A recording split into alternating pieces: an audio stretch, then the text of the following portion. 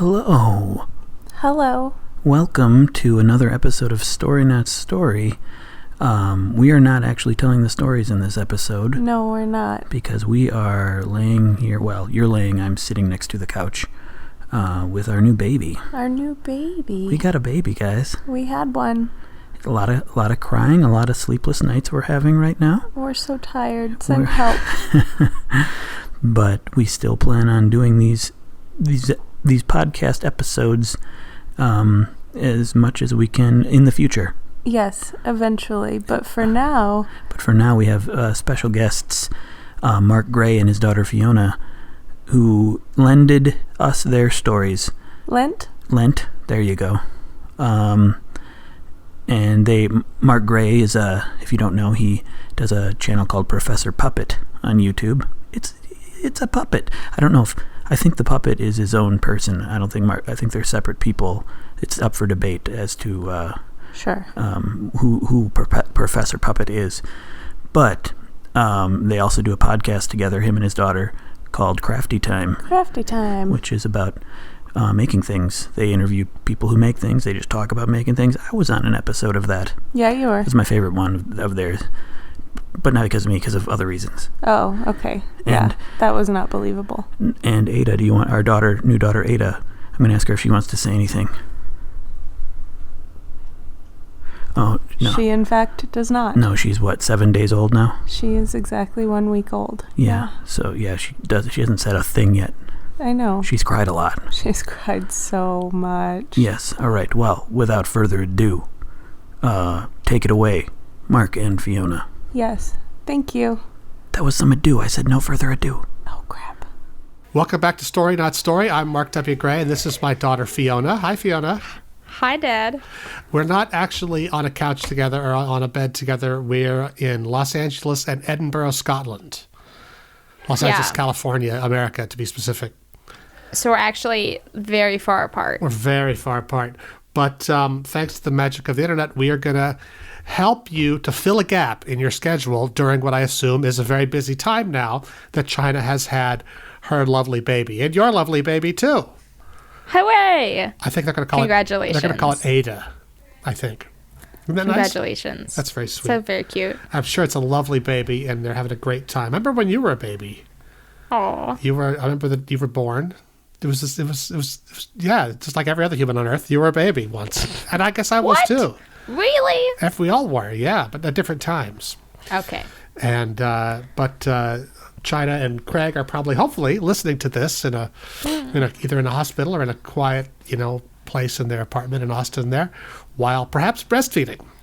So we'll try to keep it clean while we tell a story to fill the gap. Are you ready, Fiona? Yeah, I'm ready. Okay. Now, our suggestions, we have a few keywords to start. Were potato, roses, and Disney cast member. All right. So I'd like to tell the story of the invasion of the potato people. Dun, dun, dun! Oh! It was a fine spring day in Anaheim, California. The location what was the weather? Disney. Well, it was fair. It was in the mid 70s with a light breeze from the ocean, from the west, and it wasn't too crowded. It was a Tuesday, the best day to go to Disneyland. Not too crowded. Yes. And it was Jerry's first day. He was very excited. He was a litter getter at Disneyland. What's a litter getter? A litter getter, they have a broom and a dustpan on a stick. And they walk around get the litter with a smile on their face, sweeping up little gum wrappers and whatever people drop on the ground. Like he's not a custodian or like a janitor. He's a litter getter. Right. And he's also not an employee. He's a cast member at Disneyland. So it was Jerry's first day. And he'd loved Disney his whole life. He'd heard the myths about the tunnels underground where they keep Walt's frozen head. Not actually true. So he thought. And so he was backstage, as they call it. He was in the dressing room, in the locker room, putting on his stripy uniform. He was a Main Street USA litter getter. Ooh, he didn't have the buckskins of the Frontierland litter getters or the kind of silver spacesuit of the Tomorrowland litter getters. And so he had kind of an old-timey ice cream parlor costume on. and his broom and his dustpan and his beautiful plastic name tag that said Jerry, and a smile on his face. Where was he from? He was from Ohio. They always say like where you're from on the name tags. Yeah, it's a Jerry, Sandusky, Ohio. Aw. And his parents were very proud of him. They were back in Sandusky. I mean, he came to L.A. to be an actor, really. Of course. Duh. And he'd had some luck. He was he got an agent right away, but he kept getting cast. He'd get auditions, but he could never really get the part. He was always a little nervous. He'd always kind of like be a little too early and too eager and ask too many questions, because he really wanted to be good. But he just was not quite right. He was a little too nervous. Anyway, he saw they were hiring at Disney, and he loved Disneyland. He wanted to be like, maybe the guy who does the sword and the stone act there, or maybe drive that bus or be in a barbershop quartet or something. Yeah. Ooh, Jungle Cruise. Oh, the Jungle Cruise. Oh, that's a sweet gig, Yeah. And now the back of water. Or if you can't do Jungle Cruise, you do the storybook ride. Oh, the storybook like Storybook Land. I like that better because you're sitting down. Yeah. And his friend Dave did the storybook ride. And Dave was kind of a kook, Dave was sort of his work friend, who gave him a lot of good advice, but he was even more into it than Jerry was. Oh. And Dave, we did the storybook ride. He would kind of affect a fake English accents. Because he was from Florida, and not British at all, but he would do this really bad British accent while he talked about Cinderella's castle. And there's Cinderella's castle, like what even was that? I totally see. So Jerry's first day, he'd been like practicing the litter getter. They start you on litter getter. And he was on Main Street, USA, and it was a beautiful spring day, and he would say, oh, gum wrapper, zip, zip, zip, and he'd sweep it up, because he would smile at people, and he would give them directions and point things out, and say, good morning, and he'd see little girls with their button that says, it's my birthday, and he'd go, happy birthday! Aww. And he just was really good at it, He was loving it, and the people were watching, peeking out at him from those little windows. The management were looking out at him, and going, that Jerry kid, he's going places. I like the cut of his jib. He's got a spring in his step. Let's see how he does. And he's picking up the litter, and he's doing great. Cut to a year later. Ooh. It's the same day, and Jerry's putting on his uniform, and he realizes there's a little hole in it, and he has to go get it fixed. And he looks at himself in the mirror, and he realizes, I've been a litter getter for a year. And that time just sort of flew by, and it has lost its charm. Ooh. It's lost its magic. He's been on Main Street, USA, right in front of that silhouette gallery, picking up litter and saying good morning and happy birthday to little girls for a year now. And he's getting a little bit of an assful of it now. He's kind of tired of it. Mm-hmm. And his buddy Dave, for some reason, is still on that. He's moved up to the jungle ride. From the storybook ride, he's now on the jungle ride. Mm-hmm. And Jerry's thinking, God, if only something different would happen, I mean, it's an exciting place. We have parades. It's fun. There's a lot going on. But it's if only something new would happen. Yeah. And he walks outside, and it's a pretty spring day. But then suddenly, it gets cold. The sky goes a little bit dark, and there's a little bit of a cloud cover kind of coming on. And the humidity sort of drop. In the sky, and everyone's kind of looking up, and someone goes P44 into the walkie-talkie, and there's a code that goes out that it looks like it's going to rain, and like the poncho salesmen start coming out around the corners, Ooh. It's like, something's up, but it's not really going to rain. It's just getting darker and darker, and suddenly there's a huge crack, and the sky splits open, and where there was just a dark cloud is now a giant flying saucer. Oh, well, I think it's flying. It's just hovering. It's just sort of sitting there above Cinderella's castle. Main Street. Oh, my God. Casting a dark shadow over Main Street, USA. It's kind of making this noise. Whoa. Because that's what that's the sound they make. Yeah. Whoa. Oh. You do it. Mike Rignetta did a podcast about this. I know. Wow. Whoa. And everyone's like, oh. But everyone's at Disneyland, so they're like, Is this a gag? Is this part of Disneyland? What's going on? Is this like the Star Wars thing? And Jerry's like, something's happening. Maybe it's like, what the hell? This is like, I knew I shouldn't wish for something to happen. Look, this is what's happening.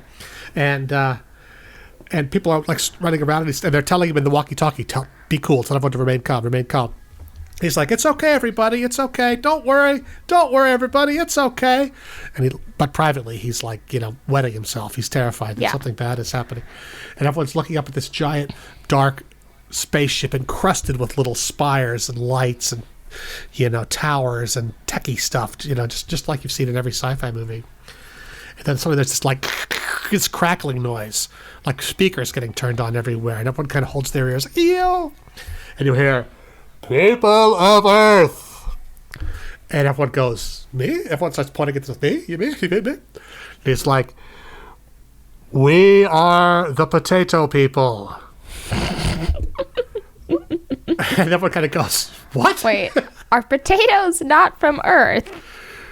Well, let's not get ahead of ourselves here. Okay. And like there's a guy eating French fries and he goes, but he puts it down and puts it, hides it, and it's like, I wasn't eating that. I wasn't eating French fries, That was a churro. Those were small churros. And oh my God! If churros came in French fry shapes, I'd be dead. If churros were the size of French fries, well, remember that. But you'd get a whole box of them. Oh my God! I think there's a trouble with the scale of sugar. The sugar would be too big on a tiny French fry. Anyway. Okay. People of Earth, we are the potato people. And everyone's like, what? The what? The potato people? Come on. And he's like, stop laughing. And everyone's like, okay, potato people. It's like, seriously, we are here to invade. We've come to the most important place on the Earth. He's like, oh, wait, this Disneyland is the happiest? You mean the most magical place on Earth? And they go, the happiest place on people Earth? Go, it's what? It's what now? What did you? I thought you said, we've come to the happiest place on Earth. It's like, and he's kind of like, you hear him talking to the other alien. He's like, I told you, the most important place on Earth. It's like, but it's the happiest, is the most important. Shh, we're on the spin. Is the microphone on? Click, and it goes off. And everyone's like looking at each other. It's like, what the heck is going on here? And everyone's kind of freaking out, and they're all filming it with their phones, and now it's going out on Snapchat YouNow and Snapchat all over the world. The world's seeing above the Disney castle, and it's Instagram or Disneyland is like the number one place for Instagrams anyway, right? So so it's like the spaceship is like in a second, it's worldwide, and everyone's freaking out, and then it comes back on, and it says, "Never mind, we are the potato people. Please send us Jerry." Dun, dun, dun. And everyone's like, what? There's like 100 people named Jerry in Disneyland because of population density. And they all go, and then you go, no, Jerry who works here. And so there's like 6 guys named Jerry who work there, who are there right now. And they're like, oh! And they'll kind of like look up and then they go, no, Main Street Jerry. And then you hear, old Main Street Jerry or young Main Street Jerry? And they go, hold on a second. Which one is it? Sandusky, Ohio, Jerry. And Jerry's like, that's me. The potato people want to speak to me. And he's like, me? And he kind of raises one finger and says, is that me? I'm Jerry from Sandusky, Ohio. He's like, yes, come forward. And the crowd parts around him. And he kind of walks up the middle of Main Street, and people are like spreading out, like the Red Sea parting as he walks up that kind of track where the streetcar goes up towards the statue of Walt Disney. And when he gets there, everyone is sort of looking at him, and they're all filming him with their phones, And then there's this beam of light that shoots down, and the Walt Disney statue where he's holding Mickey Mouse's hand there. Yeah. It hits that like a bright sort of spotlight from above, and it goes like, and it just melts it. And it's just a puddle. It's just flat. And then they hear, sorry, that was the wrong one. Sorry. And then this other colored beam goes on, and it shoots down, kind of next to that.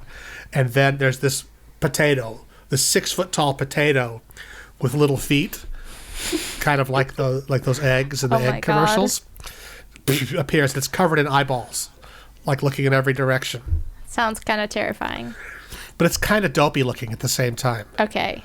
And everyone's like, but it comes down this beam, and it looks to the side to the melted Walter. He's like, oh, sorry about that. We got a new guy operating the beams today. Never mind.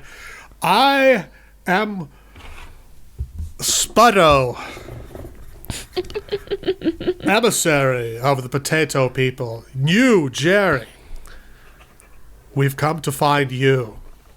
What? And Jerry's like, why? I just sweep up here. What do you want? Don't you want to see the president or, Jon Stewart or somebody more important, or someone who can reach the public? No, Jerry, we come to see you. And you're also a potato. What's up with that? We are the potato people. And people are approaching and taking pictures, and he can see them all because he's got eyes all over him, and he can see in like every direction at once, and has senses that he can sense because he's from this other planet where everyone is a potato. He's like, "Are you guys really potatoes? I mean, like, I thought potatoes just grew out of the ground here. I mean, we eat them." He's like, "You eat potatoes?" Oh. He's like, "Wait, yeah. I mean, but."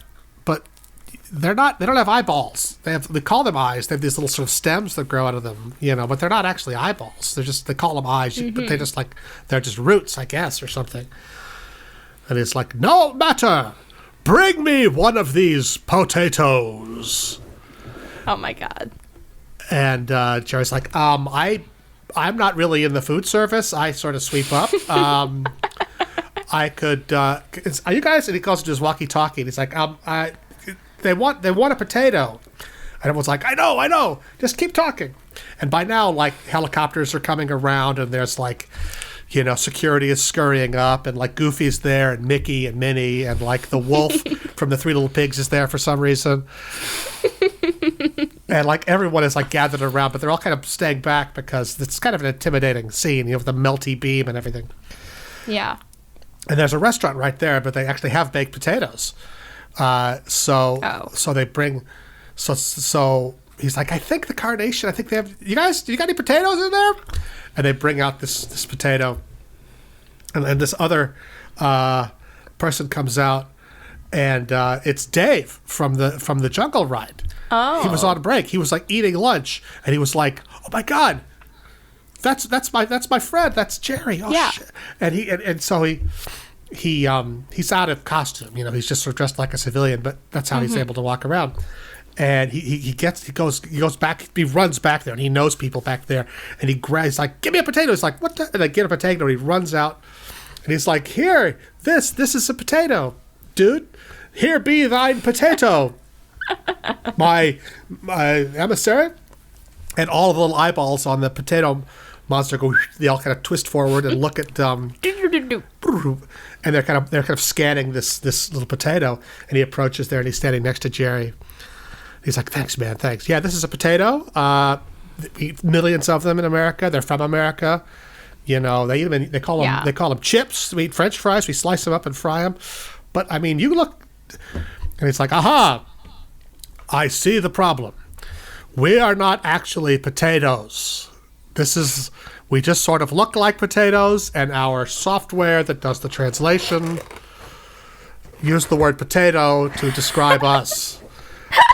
Forgive me for the rudimentary, primitive nature of our English translation tool. Oh my God. It is how you say imperfect. We searched your lexicons of world knowledge for what most resembled us, and it was potatoes. Potato. And potatoes also being covered with eyes, as are we. We erroneously thought the potato was the way to describe us. And now I get the feeling that for the rest of history, our race will be called the potato people. Whereas in fact, we are called, and then he says this unpronounceable thing, which sounds kind of like a handful of cottage cheese being pushed through a screen door. And they're like, splish, squish, splish? No, it sounds, and he says it again. Yeah. And they go, like gloosh, blah, blah. How do we even say that? It's like, oh, fine, just say potato people. You'll know. And Jerry's like, oh, so, but why, no one's ever visited Earth before. Why are you here? Why are you here? It's like, you, Jerry.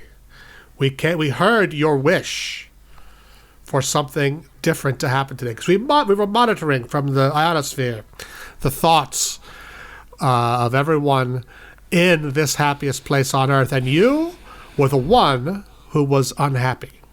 Aww. And we thought, let's give this kid a break. Let's put something special in this kid's day, you know? Let's make him feel special. You know, Jerry, because you're a good kid. We've read your mind, and we know your memories, and we know that you have had some hard knocks. You know, you didn't make it as an actor. You didn't get that Visine commercial, and you were perfect for it.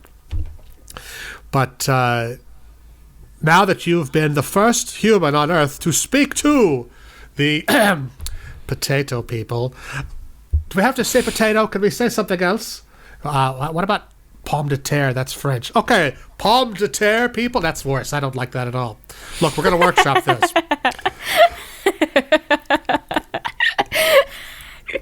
I love Jerry, how the potato people just fumble everything. Like, they're such a mess. But they could read minds and travel space. Listen, look, we built a spaceship. You're going to make fun of us? We have a spaceship that can travel the unfathomable distances of time. So we got the word potato a little bit wrong. So look, don't give us any. Look, we want us to melt something else with our melting beam? No. You can't unmelt the statue there, can you? No, you can't unmelt a statue. Are you crazy? Jeez. Well, we can make you another statue, though. Let's see. We have a tape. We'll play it back. And then there's some bleep, bloop, bloop, bloop, bloop, bloop, bloop up in the spaceship. It's like, you're going to what? Are you? Okay. They're beaming it down. And then this other colored beam goes, ooh, and it kind of pushes out this perfect replica of the statue that floats down and kind of goes right in the kind of puddle of melted stuff of the old Walt Disney statue. It's a new one. But this time, it's a statue of Jerry standing next to Mickey Mouse. What? And he's like, that's great. Thanks a lot. That's perfect. And then it's like, so anything else, potato people? And they're like, no, we will now take our leave, Jerry. But no, people of Earth, we are watching. And we are here to bring happiness to the unhappy, to bring joy to the joyless, and to bring, hopefully, better statues if we melt one. We're really sorry about that. And then he's like, yeah, but silence!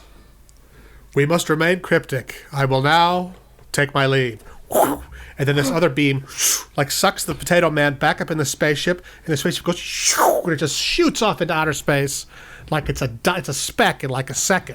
And there's all these helicopters flying around now and all this stuff, and everyone runs up to Jerry oh my God, they're freaking out.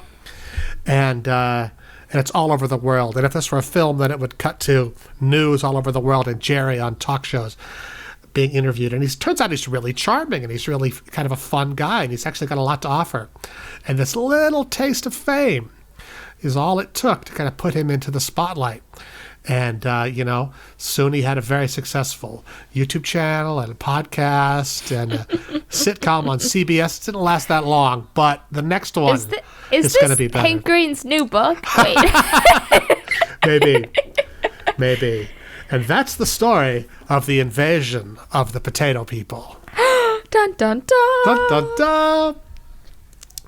All right. So that's the story. Now, I'm going to eat a piece of pizza. Well, I hope that helps, China and Craig. I hope you can use that if you'd like. Mm-hmm. It made Fiona hungry for pizza there. I got ham and sausage on my pizza. Ham and sausage? I get sausage and bacon on my pizza. So I guess it's not that different. But ham as a topping on pizza, that's an odd choice without pineapple. I don't know. It was just in the options. But yeah, okay. Now, are you going to tell a story? I guess so. Do you need a minute to think of things, or? It's just really yummy. Are you going to give me words? Take a little pizza. Oh, I'll think of some words for you here. Okay, I've got 3 things for you. Would you like to write them down? Sure. I really remember them because you're young and have an elastic brain that works. I'll write them down. All right. Your 3 key words are Kevin, tennis, and magic dust. Okay. So, there was this, like, first-year college student named Kevin. Uh-huh. He was studying chemical engineering. And... Where was he going to college? UCSB. Santa Barbara. Cool. Not on this time. Great. It's groovy place. Yeah. Yeah. So, and he was just, like, going about his business, going to class and all this stuff. And then, like, he stumbles upon this, like, goblin. You know? Goblin? Just, like... So he's, like, walking to the library. And then it's just, like... And then this dude just, like, jumps in front of him. And he's like, whoa, what up? Kevin's just minding his own business. Uh-huh. And then... And so this dude, who's, like, maybe a goblin, maybe, like, a drug addict, maybe just, like, an art student, he doesn't know. He just, like, he accosts Kevin in the middle of the road and, like, keeps asking him. So can he tell he's a goblin, or does he look like a normal kid? It's like up for debate. Oh yeah. It's like walking the line. Is he he's got a hoodie on and he's like a... Yeah, like kind of like he hasn't shaved in a while. Uh-huh. And like probably needs to do laundry. Got crazy teeth. And... Yeah. Okay, but it could still be just some dude. Yeah. Okay. But we know he's a goblin. Yes. As omniscient narrators. Yeah. And he's asking him about this magic dust. He's like, where's this magic dust? Where, like, I need this magic dust. Dude, Kevin, what's up? Where, like, he knows who he is, and he thinks he has this magic dust. Which Kevin's like, what? What are you talking about? Who are you? I don't have any magic dust. What do you want? Can I help you? And this goblin dude is just like, dude, I need this magic dust. Like, Kevin, what up? Does he have a skateboard? Is he like a bro goblin? Like, yeah, close. Like, it looks like he has a skateboard, but he, like, recently broke it or something, doing something stupid. So it's like he has the looks for a skateboard, but he just, like, walked here really quickly. I see. He's wearing, like, board shorts. Or he might have, like, a scooter that he borrowed from, like, his younger sibling. Now, do you mean like a Vespa scooter or like a No, like a Razor scooter. Oh, okay. Like, is it got, like, stickers of band names and surf companies on it? Oh, definitely. Okay, cool. Yeah. So, like, you know, you get that, like, stoner, surfer, goblin vibe. I get it. You know. It's like I'm there. Go on. And he's just looking for this magic dust. And finally, now, does Kevin think he wants like drugs or something, or he wants PCP? Yeah, Kevin's like freaked out at this point. He's like, he wants to like get out of the situation, but like this goblin dude will not give up. So Kevin finally has to like talk with him and be like, okay, so I can't do it. I don't have this right now, but like. I'll deal with it. I'll figure it out. Like, stop figuring me out. And he's like, so Kevin's like, where can I get this? And the goblin's like, ooh. And like, so then Goblin tells Kevin that he has to go to the underground tunnels below the library. And Kevin's like, I'm not going to do that for you. Kevin's like, what? I have a lecture in 2 hours. What are you talking about? I was going to go read. Is this daytime or nighttime? Yeah. It's daytime. Okay. Like in the middle of the day. Just walking to class. But there's like a ton of people around. So like... But he singled Kevin out of the crowd. Yeah. Oh boy. So then, like, the goblin tells Kevin about like where he has to go and all this stuff. And Kevin's like, what? Really? But the goblin's, like, really freaking him out. Like, he doesn't want to, like, mess with this guy. Yeah.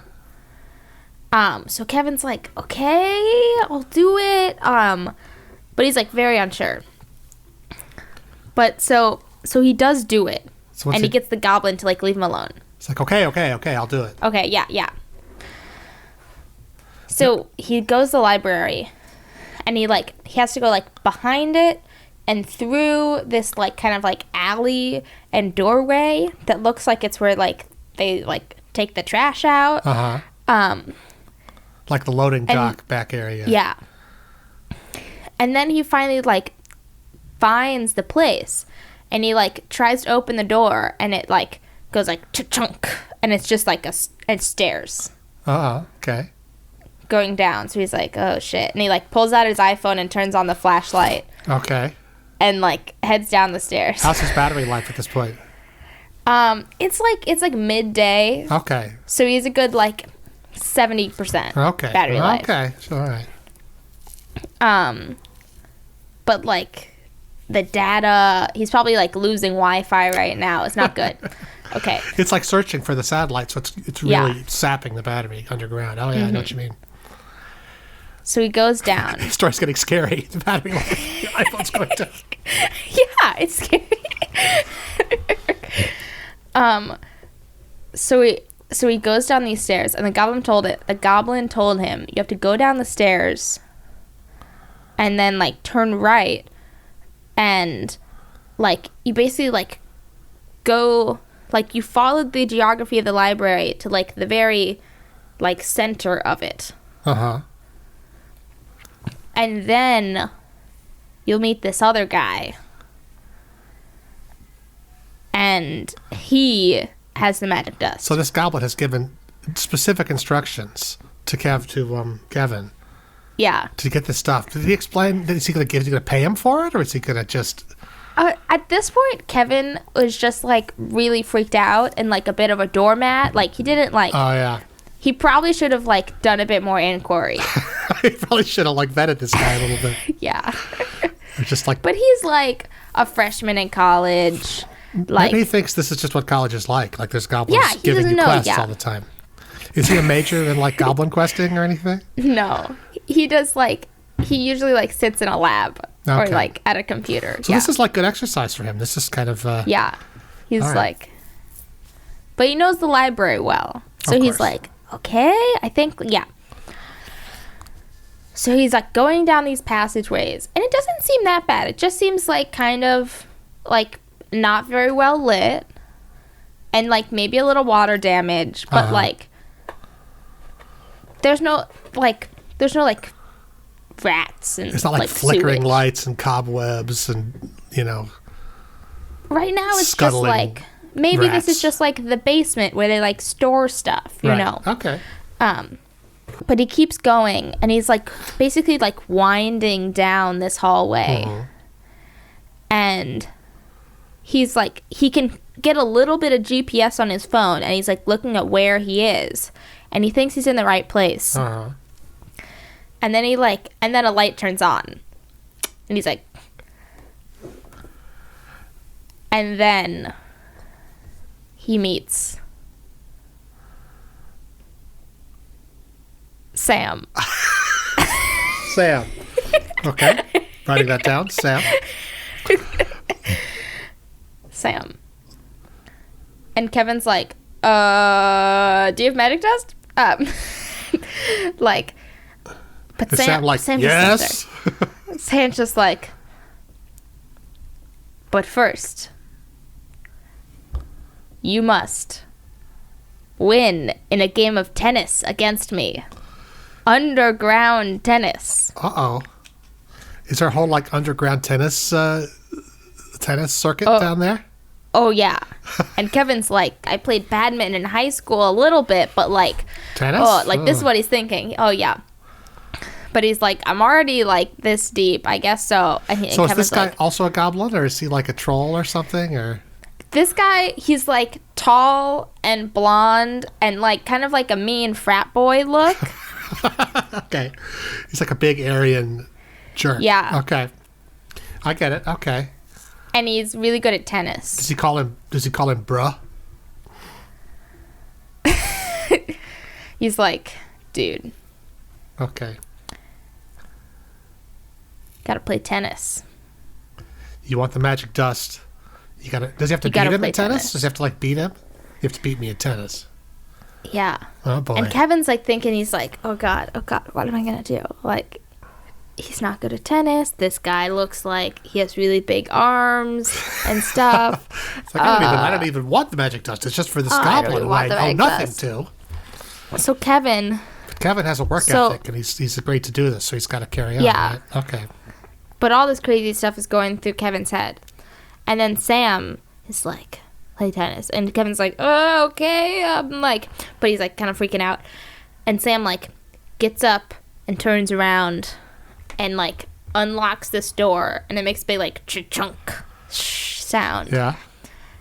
And then they go down like more stairs. But it's like a bit less dirty. Uh-huh. But still pretty dark and sketchy. Okay. And then they like go down a few corridors, make some rights and lefts, twisty turns.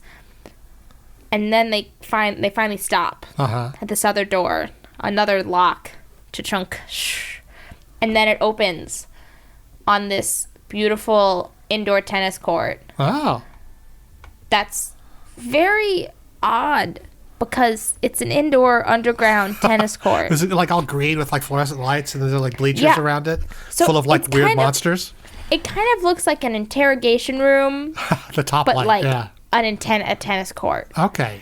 So it's like a tennis court but with those like weird lamps. Those RLMs, those are called. Yeah. Yeah. And you can see Sam, he's like he like rips off his normal pants into like tennis shorts. Cool. And then he like puts on his headband and his like wrist things and he's like stretching. Kevin's like, oh jeez, what have I gotten myself into? Yeah. Kevin's like, he scans around, he sees like a thing of tennis rackets and some balls, and he's like feels his pockets, see if there's anything like heavy in them. He like reties one of his shoes. Okay. He's like, oh god. Is he even wearing the right shoes for tennis? He's wearing like just normal like sneakers, well, tennis shoes, which aren't actually tennis shoes, you know. Like Vans. Like they're more like skater bro shoes. Okay, I get it. Because he's like a college student. Duh. But so then Kevin's like, so I haven't played tennis in a while. Can you just like brief me on the rules? And Sam just explains the rules like incredibly fast, like all the rules, including ones that like you don't need to know, that you like would never need to know like about the tennis. Double fault, let, and all that stuff. Yeah. Within like, and it's just like 3 minutes later, and Kevin's like, okay, thanks. Okay. Is there an audience there? Is there anybody watching, or is it just them? No, it's like just them, but like the room's kind of dark on the edges. Yeah. So like there could be like people lurking, and creatures lurking in the darkness. Mm-hmm. So Kevin's like, so are we gonna play now? And Sam wordlessly hands him a racket. And he's like, you want to serve? You serve. Okay. So then they go to the separate sides, and Kevin's like almost shaking at this time, but he's like, okay, I can play tennis. I can serve. Okay. Yeah, and like, so he hits it. He's like, and then like, does he get it in? Yeah, they get it in. Like, so he doesn't like get it out. Like he hits it back, and then like, so first go around, it's not that bad. They have like a little rally, a little volley. But it's not going too fast either. Yeah, the story's not going too fast. We still have to find out what magic dust is.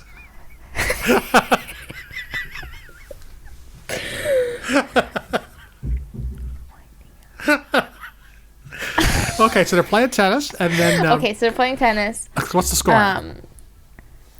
Is Sam as good as he thought he was going to be? Sam's pretty good, but he's starting out playing easy. Oh, he's taking it easy on poor Kevin. And Kevin's holding his own, yeah? Yeah. Kevin's like, okay, I can do this. He, like, gets up a pace. He's, like, running back and forth. He's scoring points on him? Okay. But it's, like, staying... But then, the goblin from earlier comes out of the shadow on Sam's side. And he's like, Kevin, this is all just a magic, devious plan to lure you here, to steal your chemistry notes. Oh! So can we have your chemistry notes? And Kevin's like, what? It's like, what? And he's like, yeah. And he's like, I don't care anymore. Damn it. Like, it just throws his stuff down. And, we were playing tennis. I know, he's playing tennis. tennis. Magic dust? He was getting excited. And it was all just a ploy. Does he have chemistry notes? Yeah. He's good at chemistry. So does he give them the chemistry notes? He gives them chemistry notes because he just no, wants to leave. You have to beat me at tennis to get the chemistry notes. Screw you guys. I'm out of here. Screw you guys. This is actually a choose your own adventure story.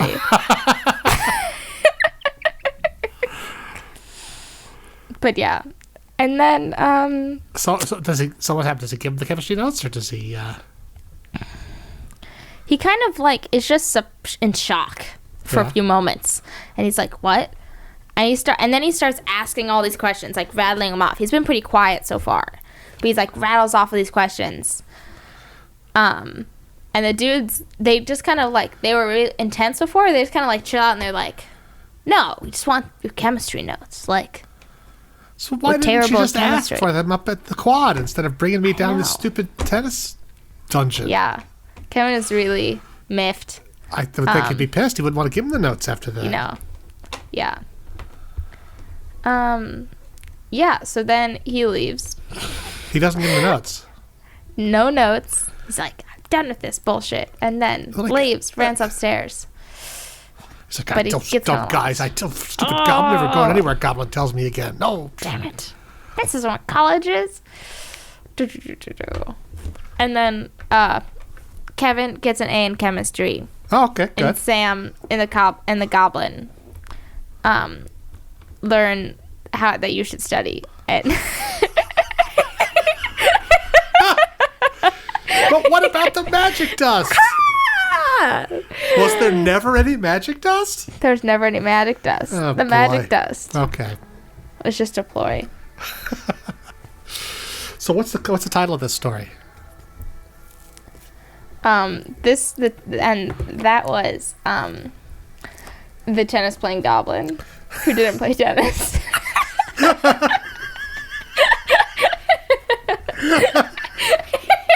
I'm writing that down. Tennis playing goblin who didn't play tennis.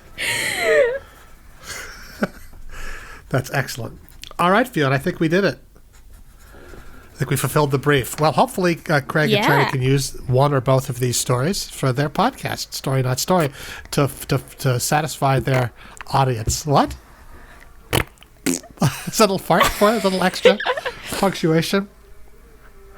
So hopefully we can. This will substitute for one of their episodes during their relaxing maternity leave. Wouldn't that be nice? I hope this was like rambly enough because I had no idea where that story was going at all. That's okay. That's pretty much exactly how it goes on Story Not Story. I think you nailed it. I think you did a great job. Cool. And you got it deep, then you just sort of like, and you sort of pulled out, you pulled the plane out of the canyon, just like got right to the edge and then got out, you know? Yep. And I think that's hilarious. So if you're a fan of Story Not Story, you can follow them on Twitter at Stories in Bed. At Stories in Bed. That's their Twitter, where they solicit suggestions for stories. And their storynotstorypodcast.com. Our podcast is Crafty Time, which we're not going to do the stories every time unless suddenly people want to hear that. It's a pretty fun format. Are they murdering each other in your dorm? Oh, the walls are thin. sounds like they're murdering each other. No. No, it's all good. Okay. Listening to music, shouting at each other. It's fine. Okay. Anyway, we are Crafty Time Podcast on Instagram and at Crafty Time Pod on Twitter. Right? Ooh, yeah. Mm-hmm. And look for Crafty Time wherever your podcasts are sold. Or, Ooh, yes. Or given away for free. And I hope this has been fun. I certainly had fun. Did you have fun, Fiona? I did have fun. Good. It was quite fun. That's the goal. Oh, also, I forgot to mention that Craig and China also have a Patreon to help support Story Not Story. I'm sure if you're industrious, you can find that on Patreon. Just look for Story Not Story. We don't have a Patreon yet for Crafty Time. I don't think we deserve one yet, but Craig and China absolutely do. So if you're a fan of this podcast and want to support it, definitely find them on Patreon.